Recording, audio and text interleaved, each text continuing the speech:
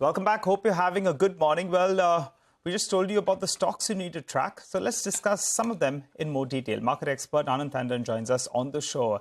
Hi, Anand. Good morning. Thanks so much for joining in. Well, yesterday we had two large trades on a couple of the power energy-related companies, JSW Energy as well as Adani Power.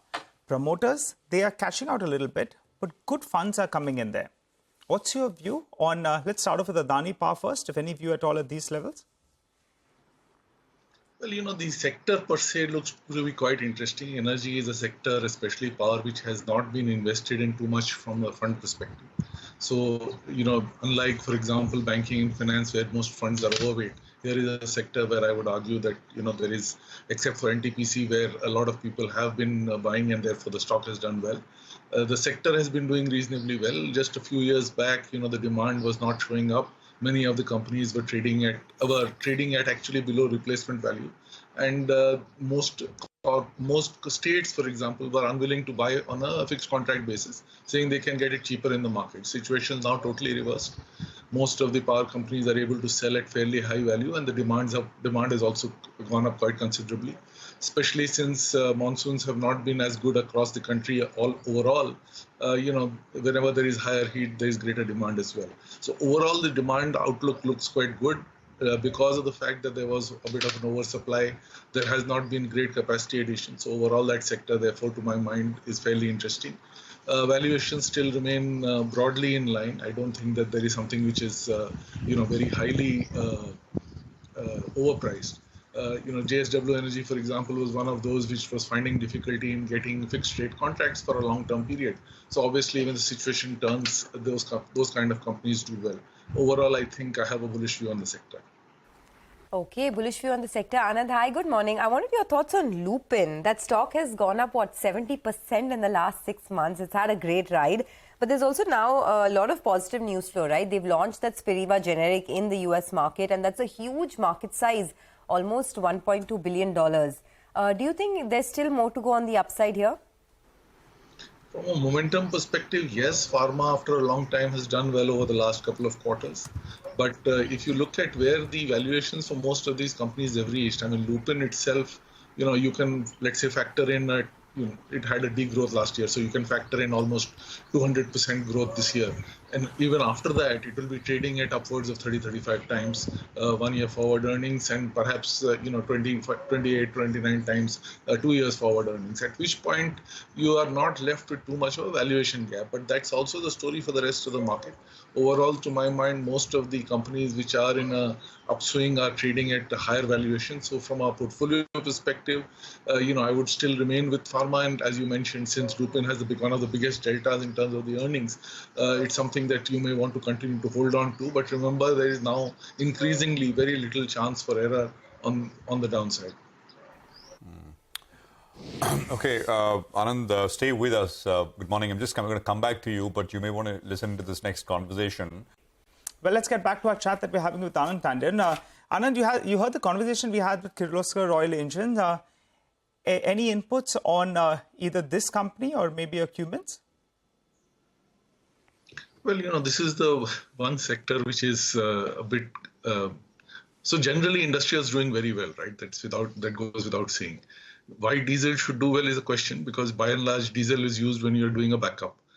So assuming that your power situation improves, this should be a declining segment. Also, from a climate change perspective, is something you should be discouraging. Now, that said, it hasn't happened yet. Volumes continue to grow. And from a near-term perspective, obviously, you would expect to see margins also improve, not because of much that the company is doing. More importantly, simply the fact that, you would expect raw material prices to fall. If you look at what WPI versus CPI is telling you the story, CPI remains high, WPI has gone into negative territory. Margins for corporates will improve from here on for the next couple of quarters at least. So overall, you have a situation which is one of the less expensive engineering companies with a reasonable brand name going back many decades, and now trying to improve numbers, which should happen. The thing I don't like is the NBFC coming up. Sucks up a lot of money. Everybody thinks they can run NBFCs, and the answer is that they can't. So one has to look at what happens, how much more money will go into that. Right now, of course, it is limited, but that said, that's the one area of concern. Exports, if they grow, and they have been growing fairly quickly, 40% growth has been achieved.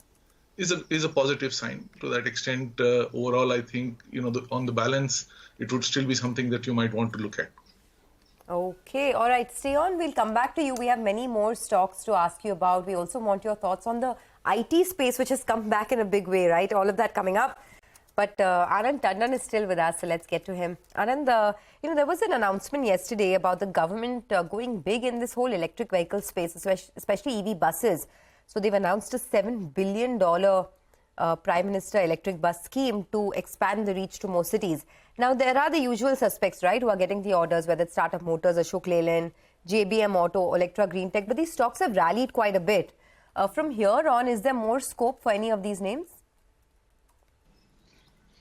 Well, yes, the scheme is very large, and the government is also trying to do a major thing, which is to make sure that they try and guarantee the payment. Most of the problems with the bus buyers, which are the road transport corporations, is that they don't have any kind of payment capability, and therefore there is a plan in place to see if you can create a way that you can guarantee payments to the electric bus players, because most of them will be offering what is called GCC contracts, and therefore they will be responsible for actually maintaining and running the buses to a large extent.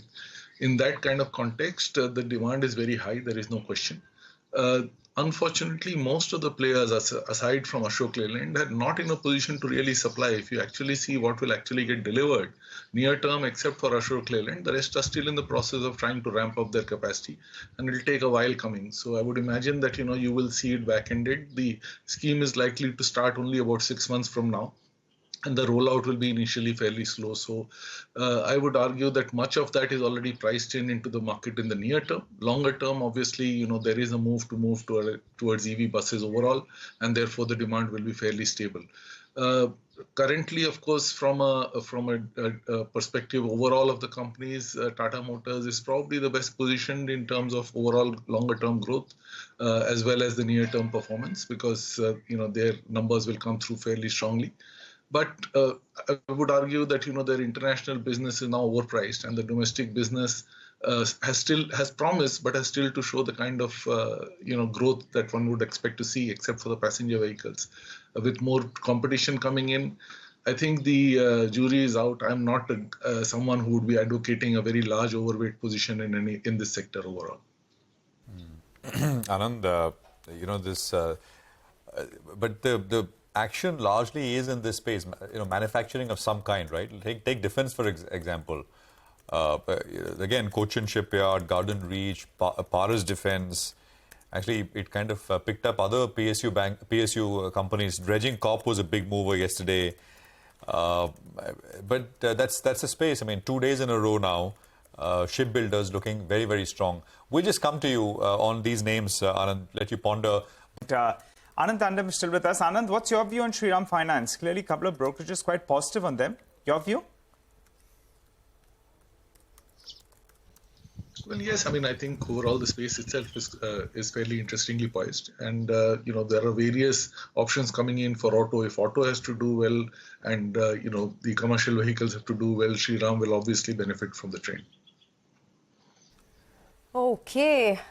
Before we let you go, just one more word, Anand, on the market. If this market does continue to, fall further, any large cap stocks that you want to accumulate at this point?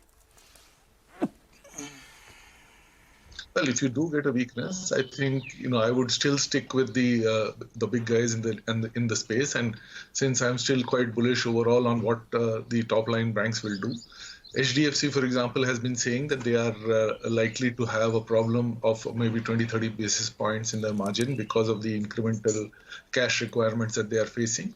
But a company which can, if you assume that nominal growth continues to be at 10-11%, and you are looking at HDFC outperforming, you will have a 15% kind of growth. So a bank which at this size can double every 5 years looks to me as a fairly interesting one to look at, especially given the fact that its valuation is not that aggressive compared to its history.